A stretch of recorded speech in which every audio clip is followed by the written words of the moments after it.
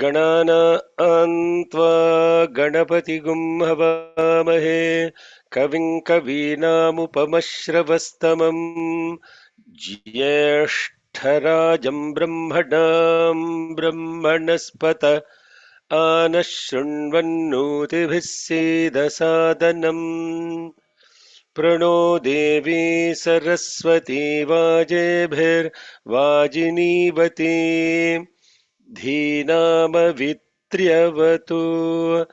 गणेशाय नमः सरस्वत्यै नमः श्रीगुरुभ्यो नमः हरिः ओम् सहना भवतु सहनौ भुनक्तु सह वीर्यङ्करवावहै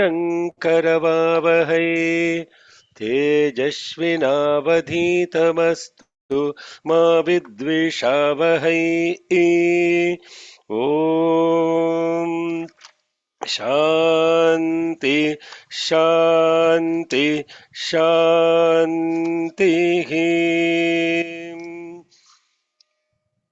ॐ नमः सोमाय सोमाय च रुद्राय रुद्राय च नमः नमस्ताम्राय ताम्राय च चारुणाय अरुणाय च नमः नमः शङ्गाय शङ्गाय च पशुपतये पशुपतये च पशुपतय इति पशुपतये च नमः नम उग्राय उग्राय च भीमाय भीमाय च नमः नमो अग्रे वधाय अग्रे वधाय च अग्रे वधायेत्यग्रे वधाय च दूरे वधाय दूरे वधाय च दूरे वधायेति दूरे वधाय च नमः नमो हन्त्रे हन्त्रे च हनीयसे हनीयसे च नमः नमो वृक्षेभ्यः वृक्षेभ्यो हरिकेशेभ्यः हरिकेशेभ्यो नमः हरिकेशेभ्य इति हरिकेशेभ्यः नमस्ताराय ताराय नमः नमः शम्भवे शम्भवे च शम्भव इति शम्भवे च मयो भवे मयो भवे च मयो भव इति मयः भवे च नमः नमः शङ्कराय शङ्कराय च शङ्करायेति शङ्कराय च मयस्कराय मयस्कराय च मयस्करायेति मयः कराय च नमः नमः शिवाय शिवाय च शिवतराय शिवतराय च शिवतरायेति शिवतराय च नमः ॐ शान्ति शान्ति शान्तिः हृदाकाशे सदा भान्तं शान्तमानन्दरूपिणं ज्ञानभानुमहं वन्दे Sadgurum Satyasayinam, offering our collective love at the divine lotus feet of the Master Bhagwan Shri Shri Shri Satya Sai Baba Varu. Good morning, good evening, good afternoon. Hari Om, Shalom, Sai Ram, Namaste. Hope most of you are awake.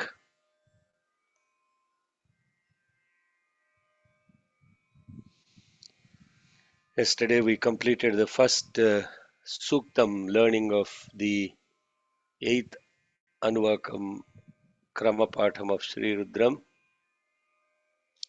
And then thanks to Pavani for reminding that we skipped the 7th Anuvakam, 2nd Suktam. We completed that. And I'm very happy that there are a few people that take this seriously. There are others that are kind of stand-byers. Let me kind of check out once in a while if Shekharji is still running the classes or not. Kind of people. Some regularly regular, regularly irregular, irregularly irregular.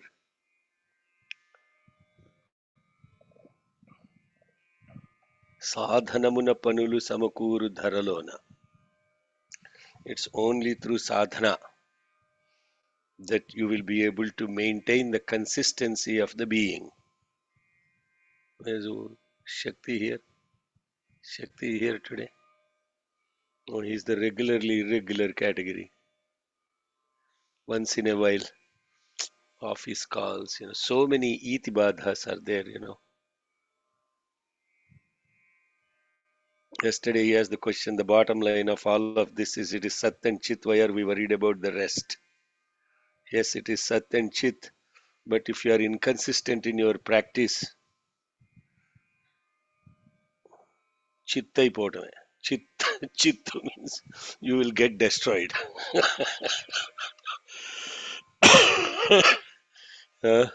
Language is so beautiful. When you connect to each word, it conveys such a spiritual joy. In expression, there is joy. And that expression comes only if you connect to the word and its content. And that connecting to the content makes all the time two aspects that we deal with in life. Only two aspects, objects and subject.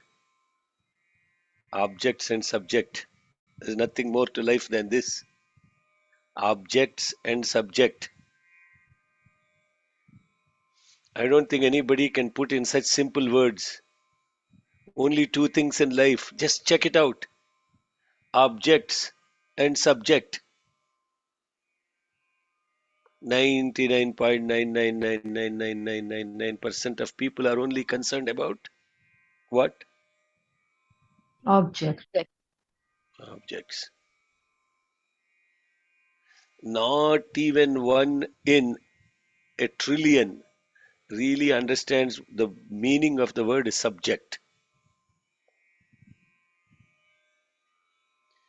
So what we are looking at in this Anuvakam is really the subject matter.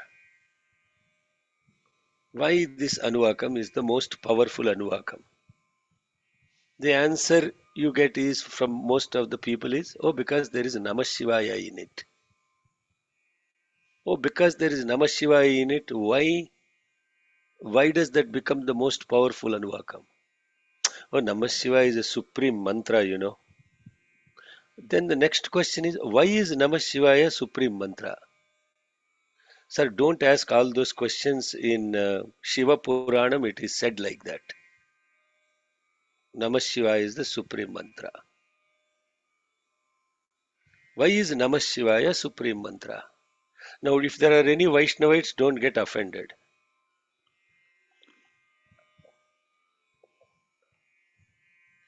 The truth of the matter is that only. Whether you like it or not, whether you are a Vaishnavite, Shaivite, whatever ite you are, truth of the matter is, Hare Shakti, you got the phone call from your wife to join the call. Okay. I see.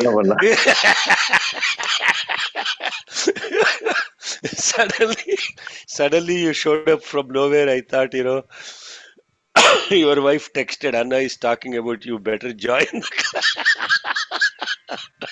That is true. I can't say no. That is true. He acknowledges the truth. Okay. You see, the point of the matter is, why is Namah Shivaya supreme mantra? Why is Namashivaya supreme mantra?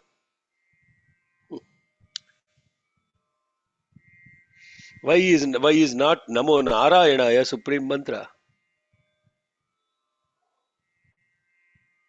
Namashivaya is the supreme mantra. Not because I have the Wi-Fi connection on my head. Huh? Not because of that. Not because we do Atirudra Mahayajna. Not because of any of that nonsense. In fact, it is nothing to do with any of that. You have to recognize the truth of the matter. The subject matter of the whole universe is in two letters, Shiva.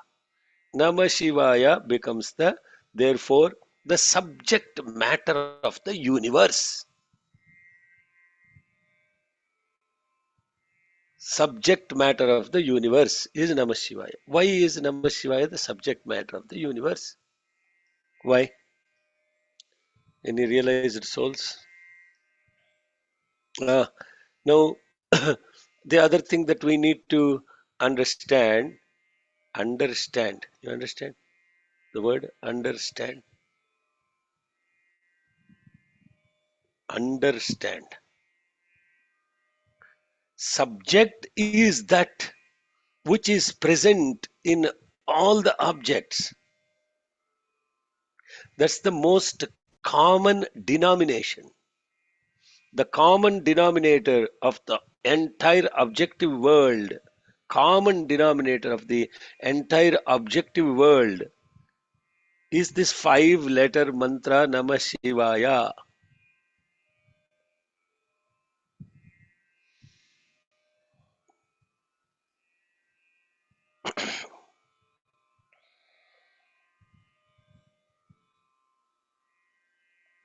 So what is Namah Shivaya? Namah Shivaya, Namah Shivaya is what we are, when we are chanting it is Namah Shivaya. Namaha Shivaya becomes Namah Shivaya. But when we are looking at the syllables as the individual letters, it is Na, Ma, Shi, Va, Ya. Namah Shivaya. And this 5 represents what we describe as the totality of the being, and the totality of the being, which is actually 2 letters Shiva, and that Shiva, Ya, that then expresses as the multitude of the objective world. As what? To begin with the Pancha Brahmas, the Brahma, Vishnu, Maheshwara, Rudra, Sadashiva, as as the gross aspect of life, as the subtle aspect of the life, as the causal aspect of the life, the 5 life forces, the 5 aspects of the Omkara itself, as in A, U, Nada, Bindu,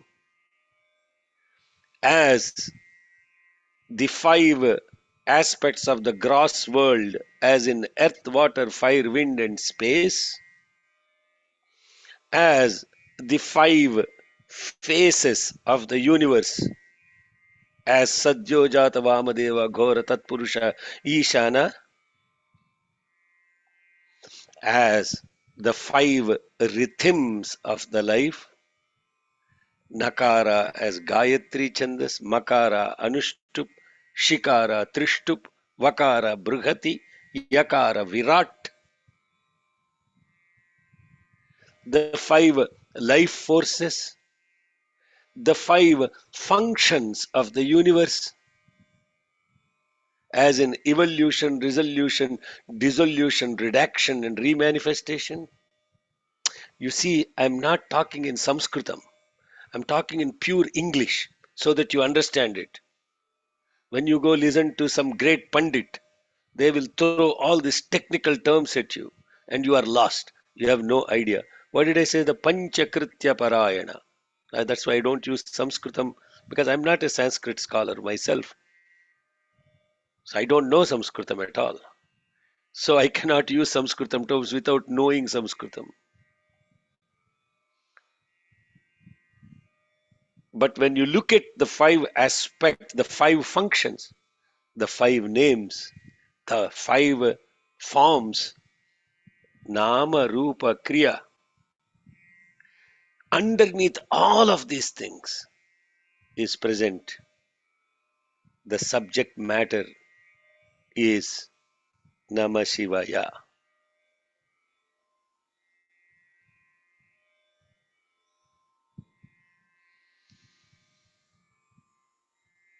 In fact, the five basic syllables multiplied by the 10 becomes the entire vocabulary or the sounds of the universe. The matrukas, 5 times 50, the 50 mother sounds came from Namashivaya. Now, how many different ways we are talking about it now? When I said Namashivaya is the subject matter, Namashivaya is the subject matter. It is the subject of how many things we talked about now? If the entire universe is only three components, entire universe is in three components: time, space, and causality. Time, space, and causality. For those that are Vedanta studiers, that means they don't understand what they're studying, neither other people who are telling them. They're called Vedanta people. And listening to these pravachanas over and over and over again, బుర్ర వేడెక్కి పోయి ఉన్నది కూడా పోతుంది. Unless you really bring it into an experience in the context of able to see it yourself, the purpose of all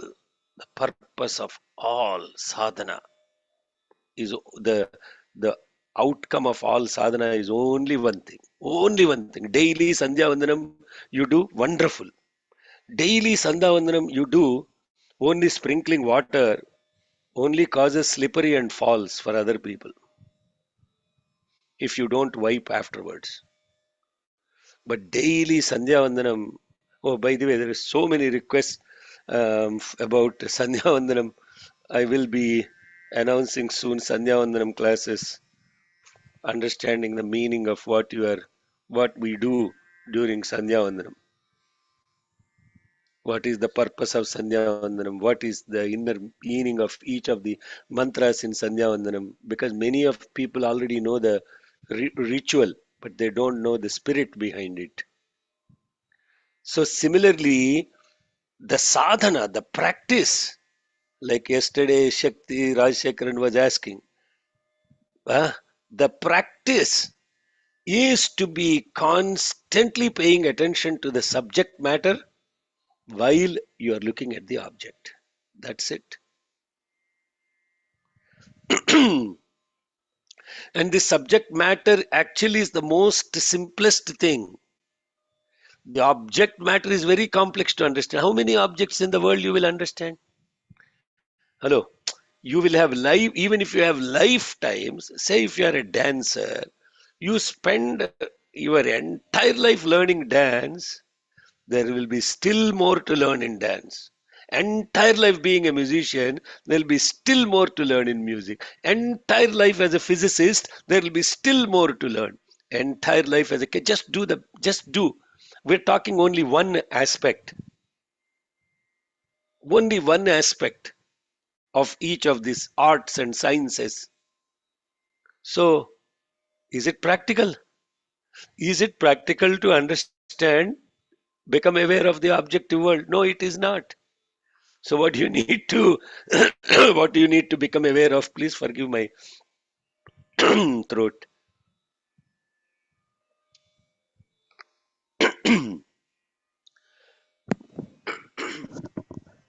So therefore, you bring it down. You bring it down. you bring it down to a point of what we call as common denominations. Okay, common denominations. And those common denominations are called classifications. And those classification occurs in biology as systemic zoology, systemic botany, elemental, fundamentals. So you keep bringing the object matter to common denominations. Are you all following me? Are you are all, am I talking common sense or I'm talking some supreme thing? Sangha, please tell me, you look dazed. Maybe lack of sleep last night. Are you following anything I'm saying? Or are you just saying, when is he going to get done with this next 6 mantras? Please tell me, otherwise there is no point. Otherwise there is no point. Learning all these things has no point. Yeah, we are following Shikha. What are you following? Subject or object? Subject. Subject. How do you get to the subject?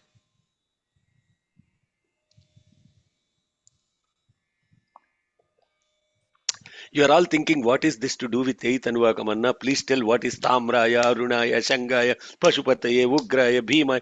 Please tell the meanings of those things. No. What is all this stuff relate? You will not understand all that stuff without understanding this. There is a pedagogy. Means what? There is a siddhanta. See, the siddhanta means pedagogy. Pedagogy, a way of teaching. And that way of teaching doesn't come unless the speaker is able to clearly see the entire big picture. And then there is a painting that is happening. And they're connecting to different components of this painting, and suddenly it unravels. This is how Bhagwan has been teaching me. Because he knows what he knows. He is the entire big picture. I mean, he is the picture. He is the picture. There is nothing else other than that. So then, but it is not taught like directly. You tell the meaning of a word. It is lost in 2 days. I come back and ask you, what is the meaning of that word? Vastupayacha. Huh? I saw some people actually putting the Rudra Yajna PDF in front of them and chanting during the yajna. That was very, very nice actually. I felt happy for them, because while they are mechanically chanting, they are at least trying to focus on the words and what they are actually meaning. That's wonderful. At least there is a pointer. Not those people that are sitting and thinking they are chanting, but their mind is not at all with the chant. So when you are looking at this, see how many times I use the word when you're looking at it, not listening to it. You're looking at it. And when you're looking at these mantras, how do we get from this infinite objective world to the common denomination subject matter? And to do that, you take this entire objective world and try to make a reductionist approach of taking common factors that are behind all these things. Yes? So far so good? This is how you study, no?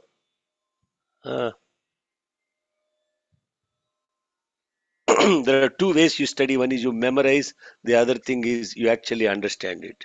Most of our studies are first category.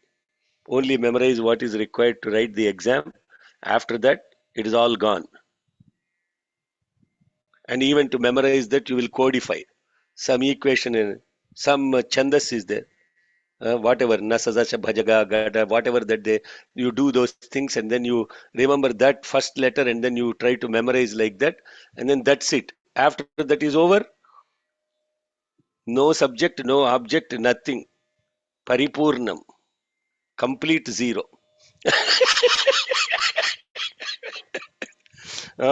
It's like people coming to the study circle. Swami told in an interview room, you are all study circle. You are all study circle people. Circle only. The son, there will be some study circle, some uncle will come. He has some experience with Baba walking behind, before him 30 years ago in Brindavan or something. At that time point of view, some sand grains stood up on Swami's feet and he thinks it's a miracle and he talks about the whole study circle. Rest of the people will be really wondering when will this uncle stop talking and when can we continue, but they don't want to tell him because love all, serve all. A study circle. So this object world is codified into simple denominations. The first denomination is the guna. Guna means attributes. And those attributes, how many gunas are there? DJ, నిద్రపోతున్నావు లే కాసేపు మాట్లాడు. DJ, unmute. Sairam, Sairam, right. ఎన్ని గుణాలు ఉన్నాయి? 3 gunas. Rajogunam, Tamogunam and Sattvagunam. ఇంగ్లీష్లో చెప్పు. Rajoguna, Sattvaguna and Tamas Guna. నువ్వు ఉమ్ము తీసేస్తే ఇంగ్లీష్ అయిపోతుంది. ఇఫ్ యు సే ఫ్రమ్ గుణం యు సే గుణ, that has become English. In English how do you understand in English? మీ అబ్బాయి అడిగాడు తమో గుణం, డాడీ వాట్ ఈస్ తమో గుణం? అది ఒకట్లేరా వదిలేద్దాన్ని అని చెప్పు. Yeah, I understand that I'm not able to translate right words. No, I'm not looking for right words, ra. There is no right word, wrong word. Please don't feel intimidated. The purpose of this is idanta ayipayaka. How was the gantannara కూర్చున్నావు computer ముందు, your wife asks, you did not wash the dishes 1.5 hours. What are you doing in front of the Anna was talking beautifully about what did Anna talk. Anna was so fantastic. I could not understand any damn thing. I have to go. What did we get out of spending this 1 hour? That's what I'm trying to get at. What is the you said tamo guna, rajo guna, sattva guna. Those are correct terminologies. Correct. What does it mean? You don't need to use single words or be perfect in translation. Sure. Well, Sattva Guna is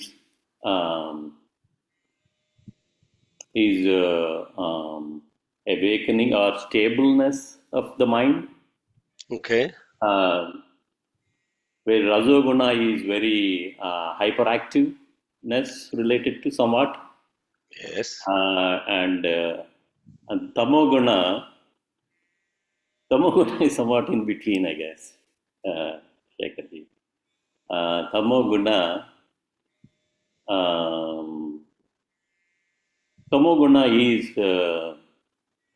is lethargic a little bit. See, now, beautiful. See, when you refrained from talking about it, thinking that I don't know about it.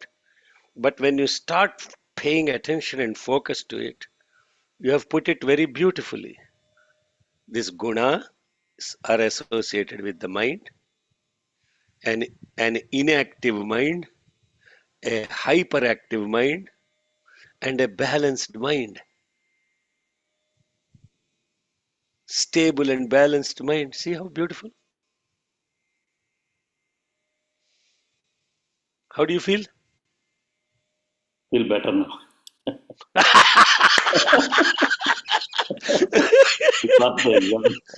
My exam, what he felt, I finished, I passed an exam.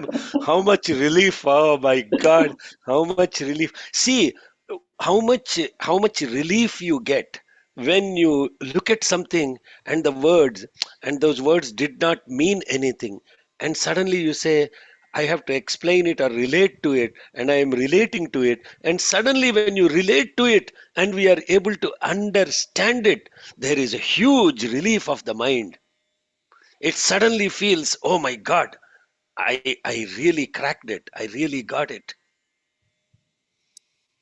And now you have to ask the question now, what is that related to eighth anuvaka? Tamra, tamoguna, aruna, rajoguna, shanga, sattvaguna.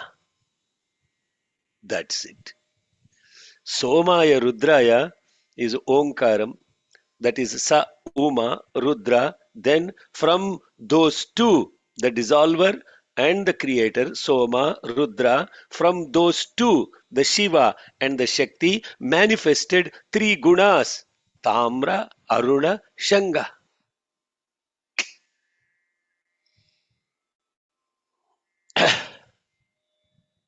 Now, if you paid attention to the preamble, this meaning will stick with you for lifetime.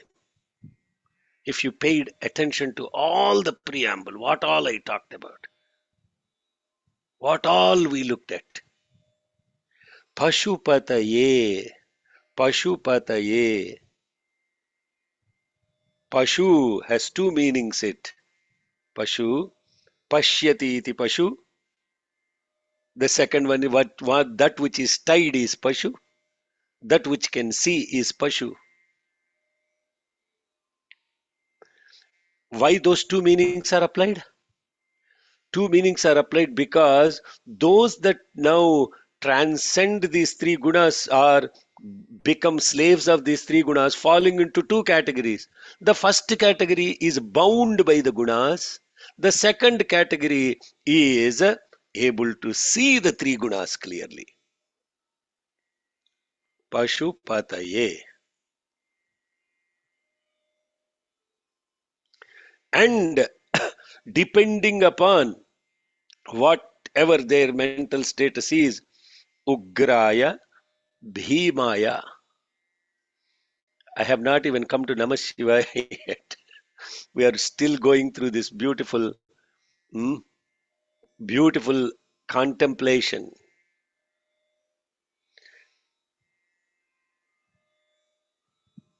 This equipoised state, Shanga, leads to liberation from bondage. Shanga, Pashupataye, that is the inner connectivity to that. We are now going deeper and deeper into then Ugra, Bhima. Now, those of you who have attended now advanced the students' question. Who is Ugra? Who is Bhima? Chandrasekhar Ganesh. Where do you get these words? Where did you listen to these words, Ugra, Bhima?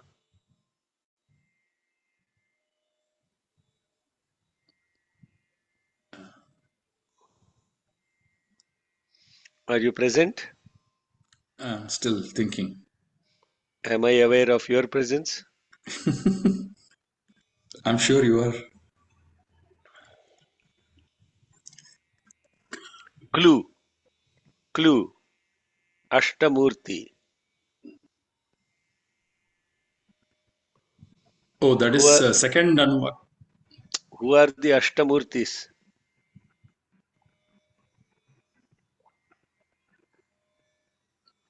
Who are the Ashtamurtis? Swatis?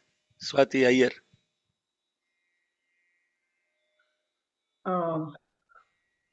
Does it come in Mahanyasam, Anna? Om Namashivaya.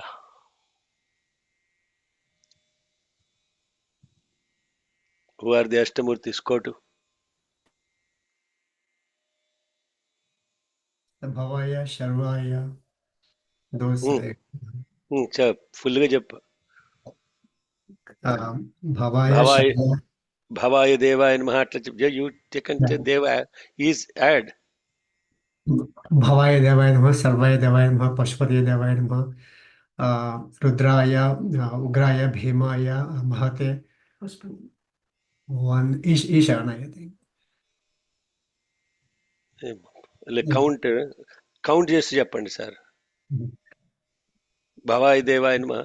then Sharvaya, Ishanaya, then Pashupataye, Rudraya, Ugraya, Bhimaya, Mahate.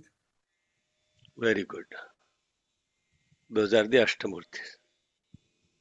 In those Ashtamurtis, who is Rudra, who is Ugra? I'm sorry, who is Bhima, who is Ugra? This is what we calling studying the subject matter. You understand? If when you know the subject, it will just common denominations. So once you are liberated from bondage, Ugraya, Bhimaya. Ugra is related to the breath. Vayu. Bhima is related to space. Once you liberated from the space, you become all pervasive as much as the wind and the space. Then what happens? Agre vadhaya, dure vadhaya. Agre vadha, what is present right in front. Dure vadha, what is present far away. Agre vadha, dure vadha. Vadha means destroying, eliminating. Agre vadha, dure vadha. What is right in front of you? What is far away from you? Are you seeing? Hello? Do you see what is right in front of you? What is right in front of you? What is far away from you? What is right in front of you is the immediate result of your actions. What is far away from you yet to manifest is what is stored from your past births. Entire aspect of the karma phala, what we call as the results of the actions, completely gets destroyed, because now you're ever expanding, you are beyond action. This is a totally different level of looking at this beautiful anuvakam. Agre vadha, dure vadha, hantre haniyase. Hantre haniyase. Destruction of the ego, destruction of everything associated with the ego, and destruction of the ego itself. Then what will you be? You are the ever present, lushful, evergreen presence. And that evergreen presence, vrikshebhyo harikeshebhya. That's it. Now you have transcended. Tara, Taraya, Taraya. You have crossed. You have crossed from this finite individual being to the infinite. And that infinity is now born within you. Sham bhave. Here and now it is born. Mayo bhave. It is born beyond this present moment. It is acting here and now. Shamkara. It is acting beyond Mayaskara. Shiva, Shivatara. Shiva, Shivatara. So the word Sham and Maya, it is not Maya, it is Maya. Sham, Maya. Sham is a happiness, or what we call as being in the right space, that results in this beautiful bliss here and now. Maya means that which is eternal and changeless. Bhava means which is born here and now, which is born to eternity, changelessness. And Kara is to give. Shankara means you give happiness to others.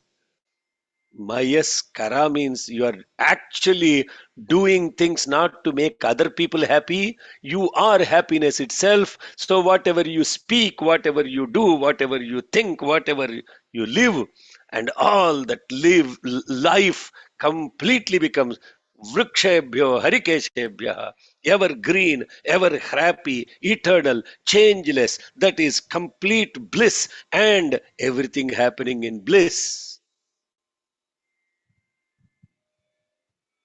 Maya also means that which is dissolved into manonmanaya, manodmaya.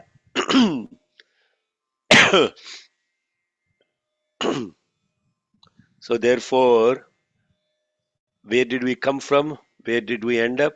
Have we come to the common denomination? How to transcend these common denominations and to transcend from the finite to the infinite. Therefore, it is number 8 reverse, turned 90 degrees. Now you got all of this?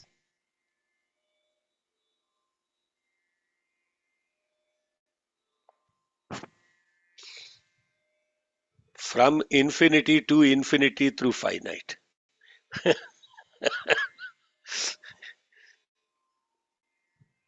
Namashivaya. Now this Shiva, the word Shiva, the word Shiva actually, as I said, but it's not a word. It is actually a vibration, and that vibration is infinity, and that vibration truly represents what we call as it is a synonym of this presence, as in Shantam, Shubham, Shuddhata, Kshema, Vishranti, Bhadram, Kalyanam, Moksham. In English, peace, serenity, purity, safety, restfulness, security, auspiciousness, and liberation. Madhuri, write those down. Peace, serenity, purity, safety, restfulness, security, auspiciousness, and liberation. In the words of Swami Vivekananda,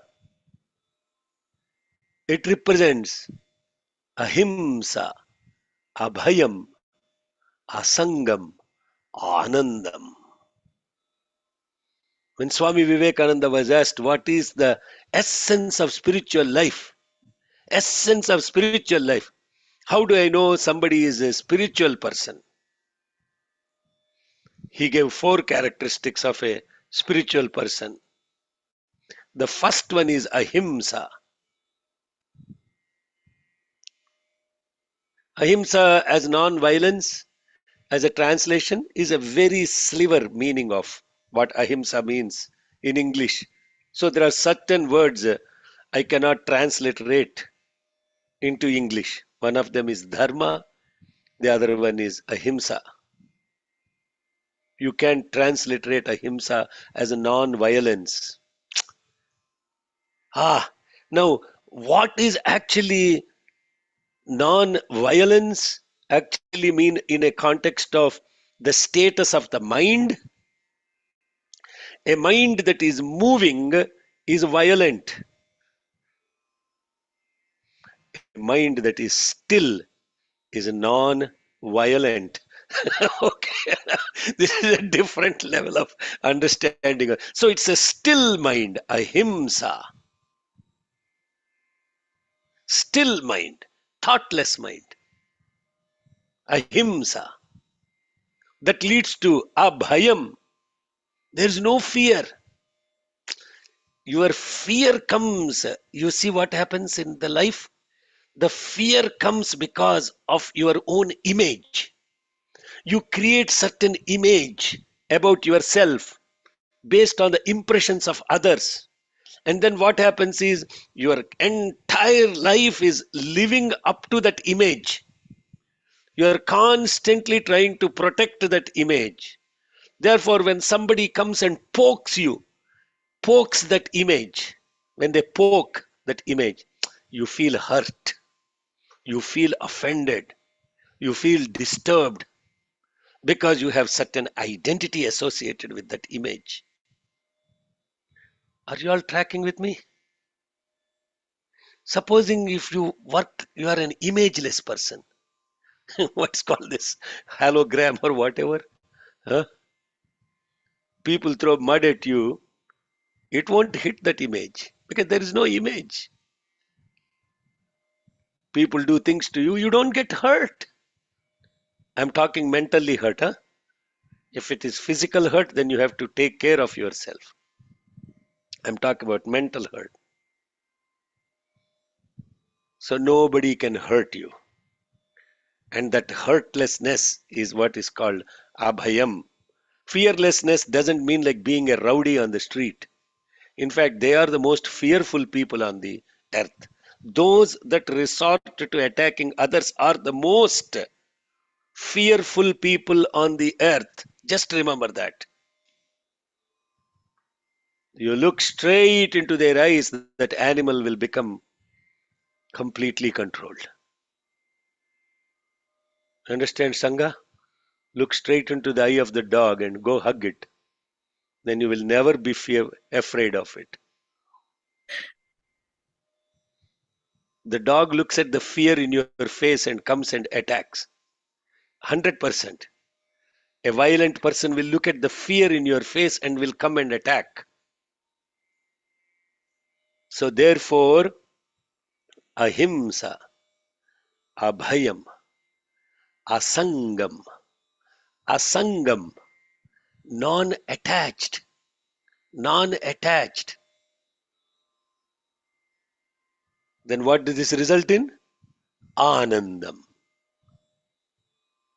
Therefore, Shambhavecha, Mayo Bhavecha, Shankarayacha, Mayaskaraya, Shivaya, Shivataraya.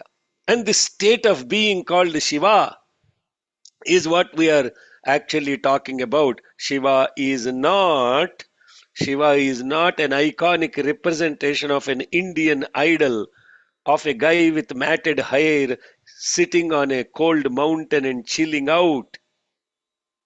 Shiva is not that. Shiva is a state of being. And what is the state of being? Peacefulness, serenity, purity, safety, restful, secure, auspicious, liberated, asangam, detached, liberated. Shankaraya cha, Mayaskaraya cha, Shivaya cha. This, everything that is being talked here, brothers and sisters, is practical application in daily life of Shri Rudram. Nothing here that is talked about is some Purana Pravachanam. For that, you tune into other channels and they will tell you how to do the Namashivaya Japam, how to throw flowers at God, do all the rest of the stuff.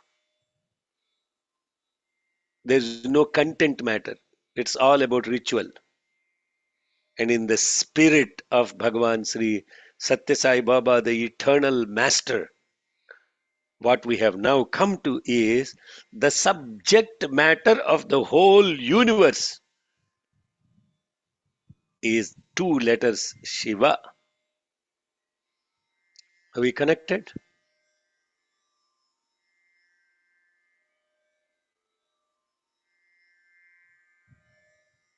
Connected or not? Who is still waiting to be connected? Signal not clear. Please tell me, Sairam.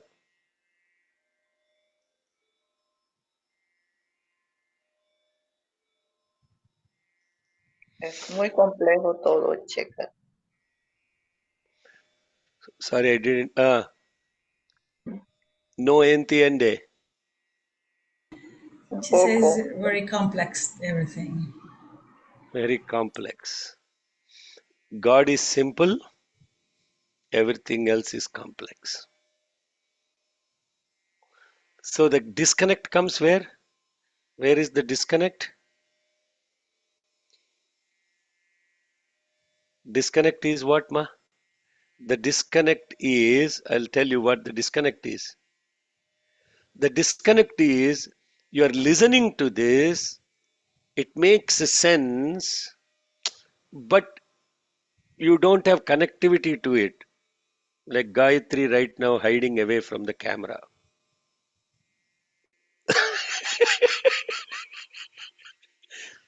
Uh,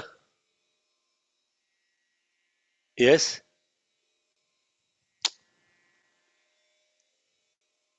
Is that correct, Gayatri?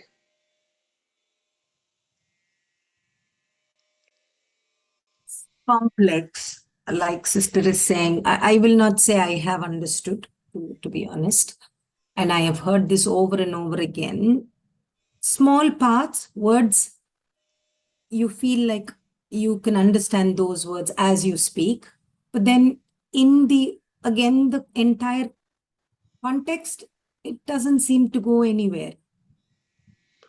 How does it, explain more? What do you mean by Uh, go somewhere? if I've gone through this and I'm looking at this, each thing you say, like Sham, we have heard is auspiciousness so many times. Maya is eternal. Sham Bhava is for it to happen. Yeah. Auspiciousness, present. Eternally present. Those make sense. Namashivaya, Vasimanaya, I think we looked at that when you did the No, Rudra why you're Krama. looking at the book and talking? Why you're looking at some book and talking? No. I'm What I asked. wrote notes as you were talking, but for me, I feel like Yeah, this is the other other thing, right? You're looking at some notes. I didn't even talk about Namashivaya Shivaya Nama today at all, right? Yeah. So your mind is taking somewhere. You're comparing what I'm hearing today to what I heard in the past. Then you lost the moment of presence. And that's the whole point that we're talking about. You're trying to intellectualize it. For you, understanding is intellectualization. Not you means not you personally. I'm talking for many people. I heard this before. I'm hearing this now. How do these two connect? Or I knew this before. I am hearing this now. How do those two connect? Or so what is that? What is the play of? That's all the play of what? mind. Mind. Exactly. That is still trying to understand this as an object. I knew that object. Now I'm seeing a different object. Are these two objects related or not? In content. Yes? Hmm. What we have been talking about is to come to subject. You're still looking at the ornaments. I know you Somebody, would say that. With the ring moving, I thought we will say that, but it is not. That is what even Shakti asked. Like, how do you keep looking at that? You said, okay, now we will come to denominators. We will break it down. I am still finding it difficult to see the subject. yeah, because you have not broken down the denominations yet. Yeah, it takes, yeah. So it takes the first and foremost, there is knowing, there is understanding, there is becoming aware. Those are the three steps. At what process you are in between knowing and understanding, or still trying to know what process, what step you are in? Between knowing and understanding. Yeah. And it will be complex. If you try to look at it as objects, it will be complex. We just went through that. It's impossible to know all the objects. It's impossible to mentally try to make things fit together, and it won't work. Where Palagum is there or is gone? I'm here. Well, So, are you connecting to what we're saying, Sairama? Because I want to stop here, and it is not an intellectual discourse. And if it is an intellectual discourse, then the speaker has failed.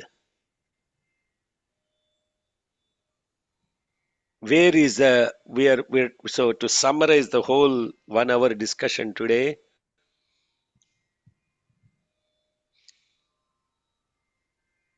This Anuvakam is transcending from the finite to the infinite. And that finite, if you want to call it a word, the finite is what we call the object. Because object is a finite thing, right? Object is a finite. What is finite? Finite in simple words is limited. From that limited, you're trying to connect to the unlimited. And in the process of doing so, what you are mostly doing is thinking that the infinite is something different from the finite. So this is the dichotomy that occurs. What people teach is here is objective world, here is spirituality. These two are not related. Separate them out. As long as you are in the objective world, you cannot be in the spiritual world. All this dichotomy is created. But that's how it starts, because to get your mind focused on something. But truly speaking, what you have to search is for the infinite in the finite. There is an infinite in the finite.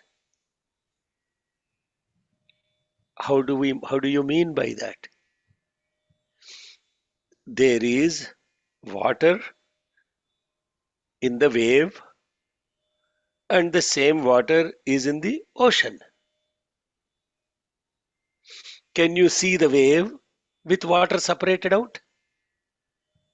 You cannot. If you separate the water out, there is no wave, there is no ocean also. So if you separate the infinite out, the finite doesn't exist. But instead, what we're trying to do constantly, separate the finite from the infinite and try to see them as two different things. And they are not. And that infinite in the finite is what we are actually focusing on. And different words now, the subject in the object.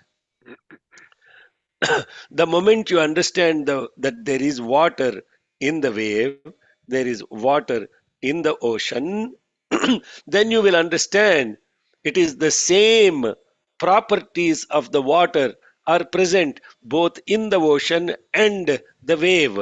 They are not separate. And that properties are what we call as gunas. And those gunas are what we call tamra, aruna, shanga. And now you are bound by the gunas. When you are bound by the gunas, you get fear. When you are liberated from the gunas, you become fearless. Pashupataye. Then how you become free? You become as free as the wind and the space. That means you have transcended from the name and the form into already one component of infinity, which is wind and the space. And from that wind and the space, that expansion destroys your proximity, which is agre vadha, means your proximal understanding of what is right in front of you, which is your body, which is far away from you, which is your thought. How many different ways this. And if you're looking at some Rudram PDF document from before, I am sorry, you will be misled. Because you are thinking that this body's contemplation at that point of time is what you are thinking as some book or a Bible. That is where most of the dual religions have stopped. They only look at things as written in a book, but none of this is written in a book. This is Anubhava. bhava, that which follows the birth of the thought. So therefore, when we are looking at this as this presence right now, in this presence and awareness, the meaning of this Anuvaka is now unraveled in a completely different way, which could be different from what was told 3 months ago, but all will be related. It's not that that would be completely different, means you begin to look at things from different perspectives and angles, until you get the complete hold of the subject matter. Once you get hold of the subject matter, everything, oh, the same water, that water has three properties. It is cool, it wets, and it is salty. Ah, the wave has the same three properties. The ocean also has the same three properties. The wave is a temporal manifestation of this ocean. The ocean is infinite. And this infinite ocean itself, why did it create move? Why did it create this wave? Because of a movement associated with it. And now I'm telling you the essence of all the spiritual Advaitic knowledge. That wave is called Jiva, the ocean is called Jagat, and that water is called Parabrahman. The word Jala, Ja means birth, Lam means layam, born and dissolved, Somaya cha Rudraya cha. Somaya cha Rudraya cha. Jalam. And that, see how this, hey Swati, everything okay da? Swati Iyer, you look Yeah. you look very No, I'm disturbed. kind of getting deep into that. you have a safety jacket on, you're getting into the ocean now, swimming or not? Huh? Yes, I know swimming. Okay, very good. Don't get into the ocean without swimming, it's dangerous. So that is what we are really talking about, the essence of now this Shiva. If you reverse it, it is Vashi. Shiva, Vashi, Shiva, that is the subject matter of everything. Vasi, reversed, it becomes limited. Shiva, Vashi, and in an incredible mantra, Namashivaya, Shivaya, Nama, Enama, Shiva, Masiva, Yana, Vayana, Masi. Shivaya, Nama, Yana, Masiva, Masiva, Yana. Vayana Masi Nama Sivaya Yana Masiva Masivayana Vayana Masi Nama Sivaya Sivaya Nama Masivayana Vayana Masi Nama Sivaya Sivaya Nama Ena Masiva Vayana Masi Nama Sivaya Sivaya Nama Ena Masiva Masivayana. This mind did this just like that, because it's taking the same subject and looking at it so many different ways. Same subject matter, it goes around and around, same loop. Whatever loop you take, the meaning doesn't. The meaning is retained. Nama Sivaya, Sivaya Nama, Yanama Siva, Masivayana, Vayana Masi. Take any letter, go this way, that way, this way, that way. Whatever loop you go, it becomes a beautiful, complete sentence. Vasi, control. Siva. Vasi, finite. Siva, infinite. Palagummi. Le nidarle. Chepu. Questions? We'll stop here. Bhavandana, it's truly taking from preconditioned mind to unconditioning it, because we have a predefined definitions. Going from gross to the subtle is what the inner essence of what you are explaining is. In many ways, all the definitions and explanations you gave ultimately leads from gross to the subtle, from what we see versus what we cannot see beyond. From the regular knowledge to the Suddha Vidya is what I'm kind of relating to at this point. Is, I think meditating on it silently will help even more, in my opinion. I think you gave us what to meditate on, which I think, in my opinion, I'll do that, because this is that understanding from inside out is more important than outside in. That's the essence I'm taking.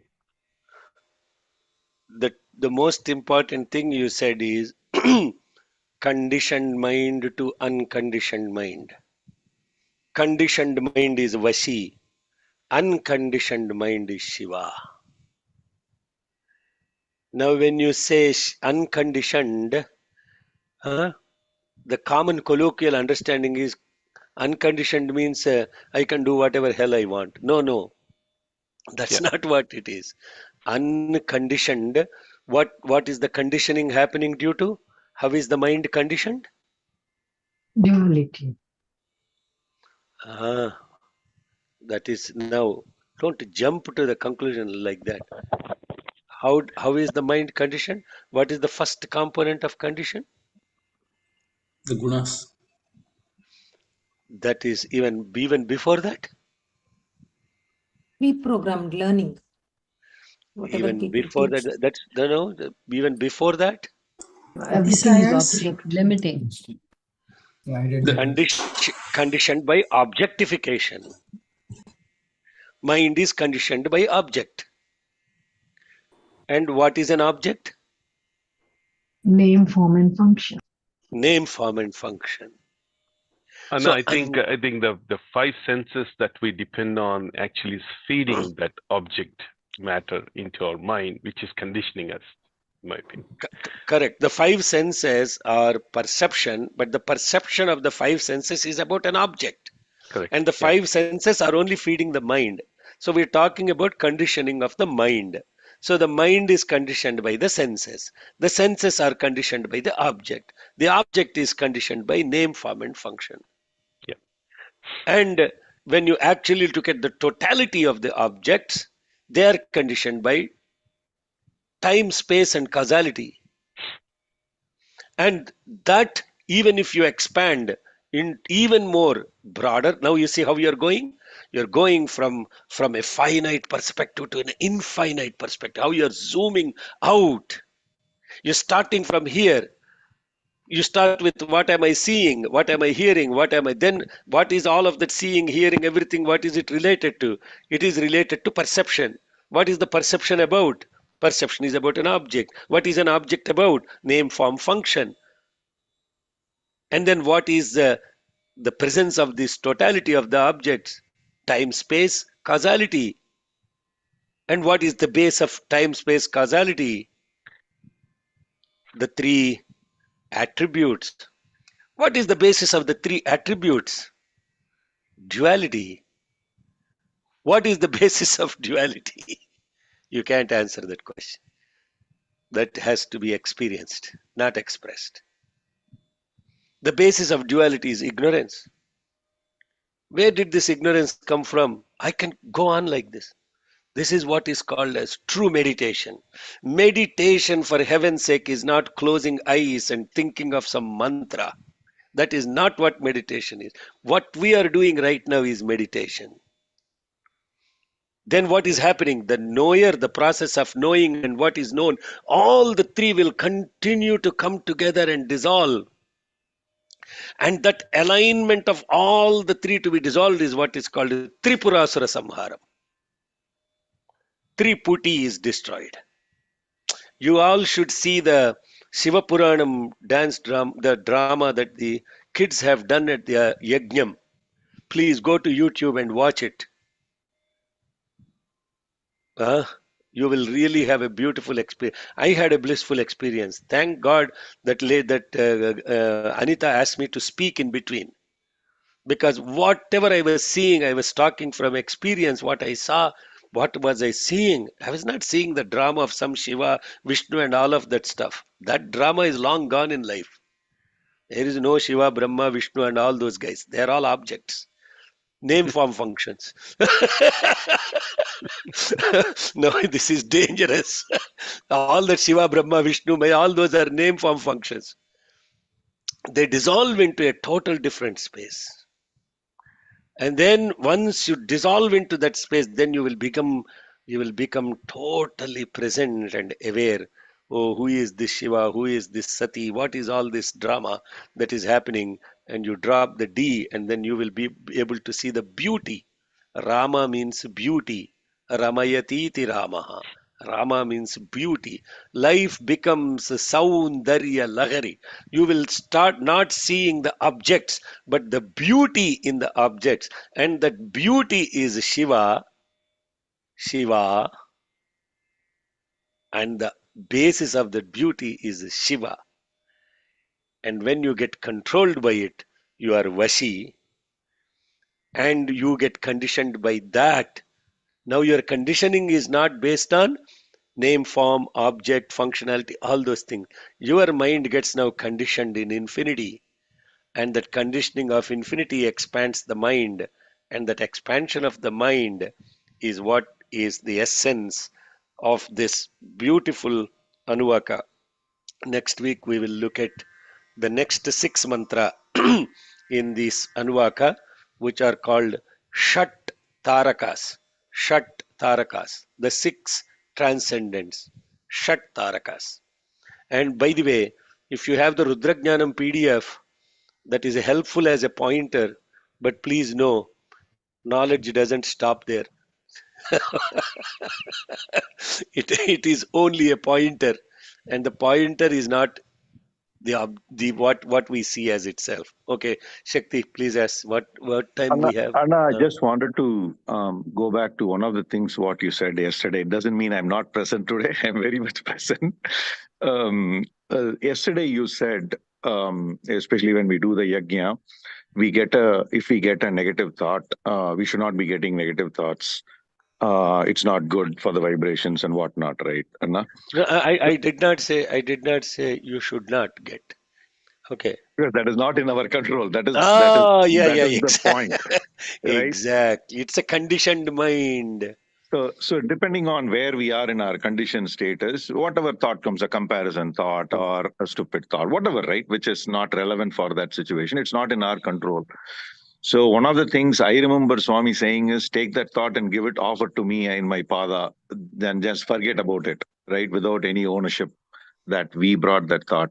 Is that the way to handle that, or just enlighten us a little bit more when you are in such a situation, especially when you are in Rudram chanting or in a yajna where the vibrations are supposed to be so good and positive?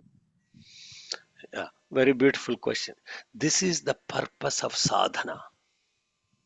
121 days of sadhana we do before the yajna, just to avoid any of such errors that would happen during the yajna. Can you imagine 121 days? Your mind is going to this state of stability, and of course, last minute it will drop you out of the yajna. Era Durga Prasad? Yeah. నిద్ర అక్కడి మధ్యలో ఏదో distraction వచ్చింది నీకు, చూస్తున్నాను నేను, ఎక్కడికి పోయావా అని, క్లాస్ వదిలేసి ఎక్కడికి పోయావు?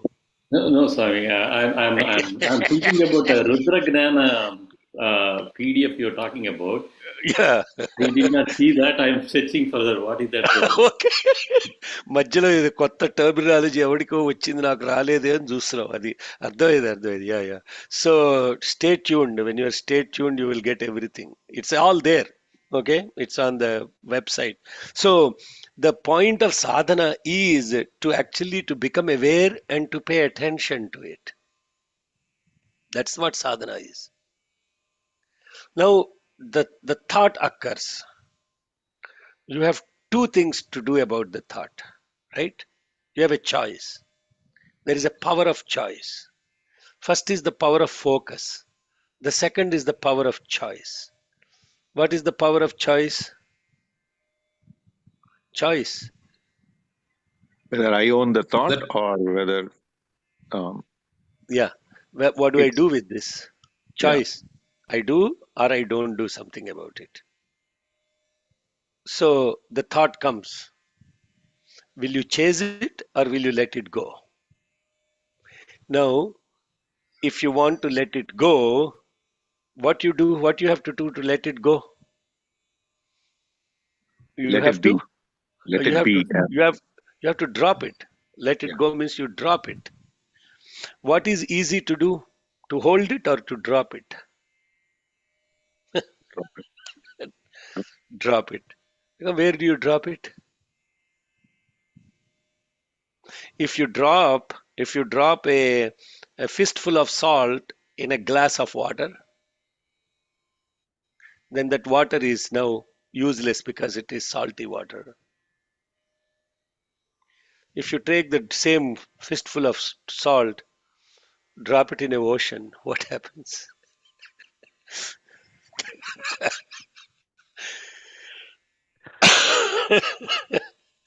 And I would say ignore, because even to drop, you have to hold it first. No. You are I'm when just you no when you have a thought, having a thought is holding on to it. You understand? I have a thought means I am holding on to a thought. Duh. Well, this is a common problem when you're actually doing meditation. These thoughts keep coming. They're like birds flying above your head. If you hold on, meaning if you put some seeds, then the flies come and sit on you. Basically, all the thoughts come from your either vasanas or the energies around surrounding. It's so, if you let go, ignore, and because it's like arrows, right? Let go. I am Let talking go. about. Yeah, We are talking the same thing. I'm saying let go. yeah. You have That's two exactly. choices. If you're listening to what I'm saying you have a choice. One is to let go. Second is to hold on to it. And then if you want to let go, where do you let go? What do you mean let go? Let go means into vacuum, or let go means what? So that's where what he's pointing out is drop it into this ocean, which by nature is infinite, and therefore it wouldn't have any effect. Yeah. And you are saying the same thing, Shakti, put it on Swami's feet means Yeah, I understood. Yeah, I got it. what does it mean by putting on Swami's feet? I mean, if you want to objectify there, you can say I'm putting it on Swami's feet. Otherwise, you just simply say, you just let go. Yes. Beautiful. Yes, you nailed it.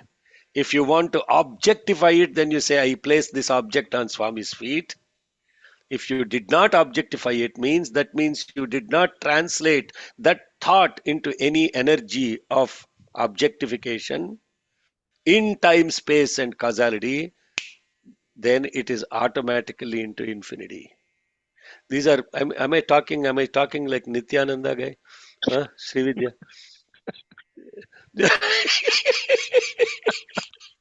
I hope I'm not making too much of confusions. And some faces I see, Does I either, get confused. Sairama, does either become better or doesn't matter? Like whoever wants to objectify puts it as an object at Swami's feet or does not? Does it matter which is better or not? What do you mean by better? So there is In okay. sadhana, if There are actionable thoughts and there are inactionable thoughts, right?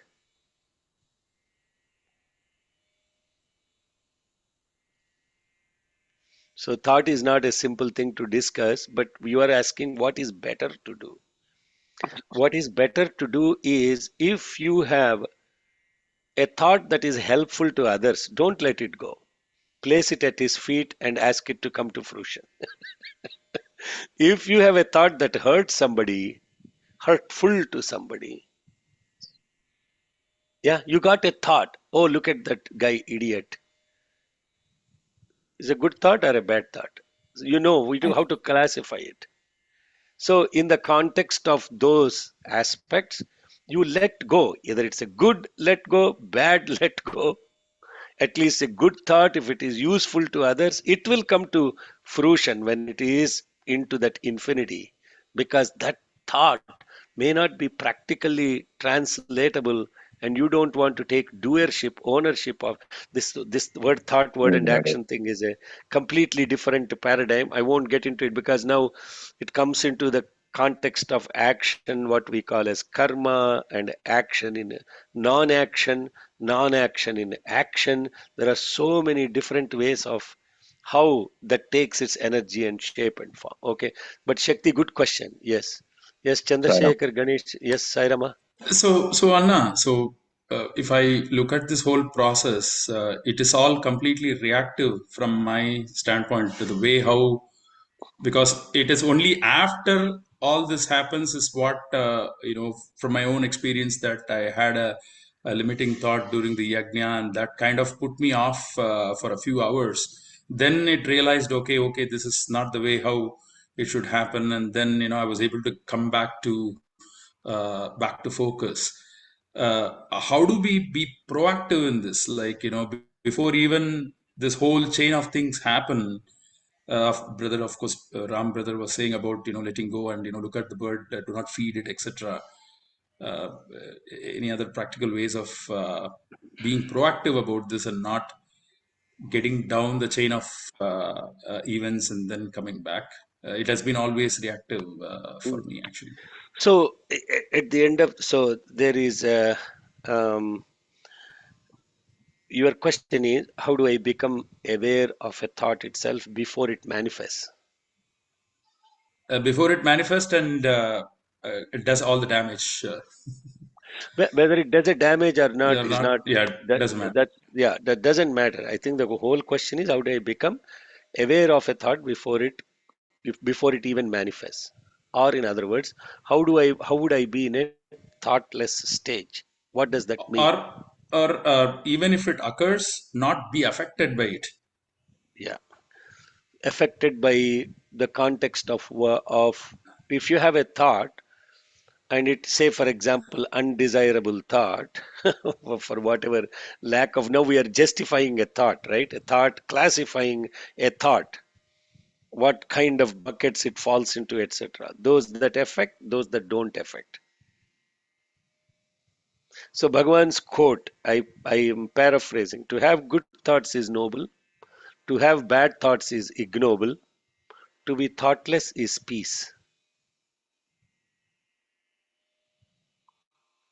So when he gave this quote, I was contemplating on it that night.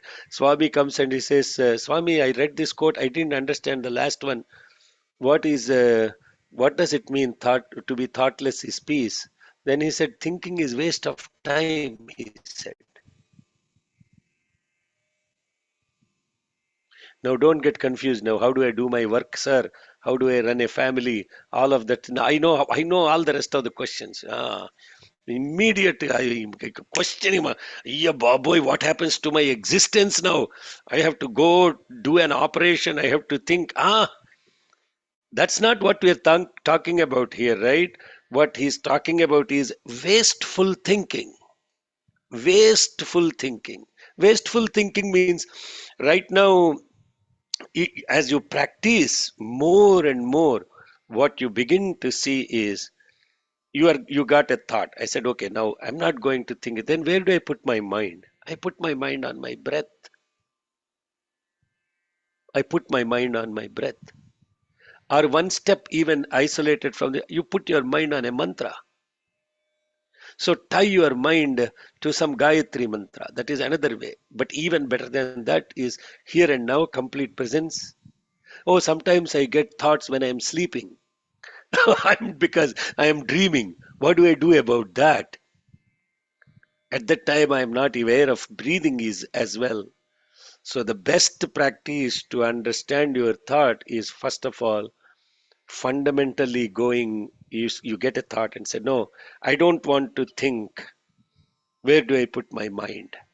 Because thought is my mind. Where do I put my thought on? Put your thought on the breath.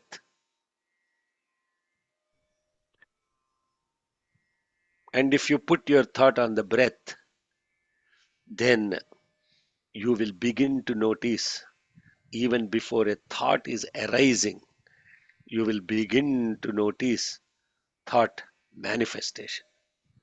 And you have it at that point of itself, even before it arises, you will have a choice. You will have the power of choice.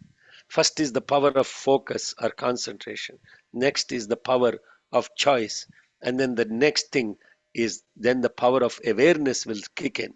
And that awareness will say, do I do something with it? If a thought has arisen, do I do something with it or I don't do something with it? Do I want any ownership associated with it? That's the level of sadhana, abhyasa, that we would go into. Of course, this whole thing about meditation, how you go about your thoughts, is what is called as Raja Yoga. Raja Yoga. There are fundamentally Bhagavan Krishna has given this Karma Yoga, Jnana Bhakti Yoga, Raja Yoga, Jnana Yoga in Bhagavad Gita. Karma Yoga, karma is about distracted, dysfunctional actions. Karma, bhrashta. But integrated is yoga.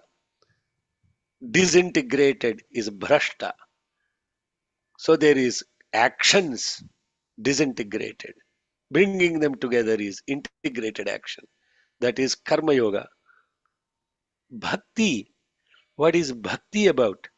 Then there are this next step called desires. This is very beautiful. I will stop with this because brother has triggered a beautiful insight into what we're talking about. If you look at your entire system, it boils down into four components: actions, desires, thoughts, and the fundamental reality of who you are. This is it. Don't do rocket science. This is it. And Bhagavan Krishna has totally focused on those four aspects in Bhagavad Gita. And therefore he codified into Karma Yoga, actions. And then he codified into Bhakti Yoga, which is about desires. Third is mind, thoughts, Raja Yoga. And then the last is the Jnana Yoga. Last or first, it doesn't matter. There is no judgment about any of the yogas. All yogas are wonderful. Not that one is greater than the other. It's only your propensity of the system and the mind that pulls you towards one or the another. Don't think that if you are a meditator, you are greater than others. No. Don't think that if you are a great bhakta, or if you are a jnani, whatever. So, taking into those four things, actions integrated is karma yoga. Desires integrated from selfish to unselfishness, focused around the love for God, is bhakti yoga. Unfocused mind and bringing it into focus and into an awareness and power of thought, power of choice, focus, power of choice, awareness is Raja Yoga. And to actually truly focus on what is all this about, who you really are, getting into the subject matter, is Jnana Yoga. Understood? Chandrasekhara, did I answer your question? Yes. Thank you, Saira. Okay.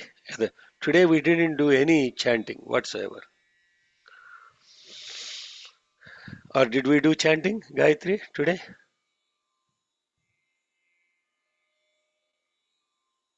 She will say no, I know. We didn't do any chanting, right? Yeah, we did enchanting. No. We did enchanting. It was enchanting. It definitely is enchanting. It is, Enchanting. I think, yeah, each time it is compared to when you taught it back for the school children and those videos are there to now, it each time just gets deeper and just more mystified, but speechless. Churning. Huh? Instead of chanting, we did churning. No, enchanting. Jai Sairam. So there are no padabhrashta today. There are padabhrashta, matra bhrashta, matra hinam, all those. So let's have Now, one last question. yeah, Chaprare, Gandhi You Shetty. said, he said like there are four qualities of spiritual person, and you said ahimsa, abhayam, and asangam. And what is the fourth one? Like, Anandam.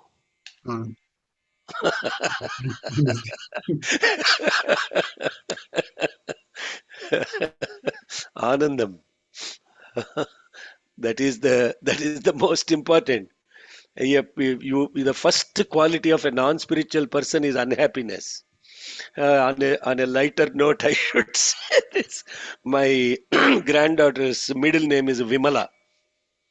And she was very happy that a person with similar name, she was asking me the other day, Indira, she was singing some Bhagyada Lakshmi Baramma. And then she was asking me the meaning of Bhagyada Lakshmi Baramma. And then I was explaining to her who Lakshmi is. And I said, who is Lakshmi? What are... Then I said, well, my mother Lakshmi has 4 names: Indira, Kamala, Lakshmi. I was explaining to her, oh, Kamala, I know her. I know her. I have a same middle name. I am Vimala and she is Kamala. And then I said, yo, this is really incredible. If a 5-year-old is connecting to this. And I said, yes, ma, that is correct. The whole yajna was about Kamala. Kamale, Kamalalaye, Prasida, Prasida. Kamale Kamalale Prasida Prasida. That was the whole yajna was about that. And then I said, you know what you have common between Kamala and Vimala? And then she wrote down KAMALA and VIMALA. Oh, I know. We both have MALA in common. Then I said, that stands for Make America Laugh Again.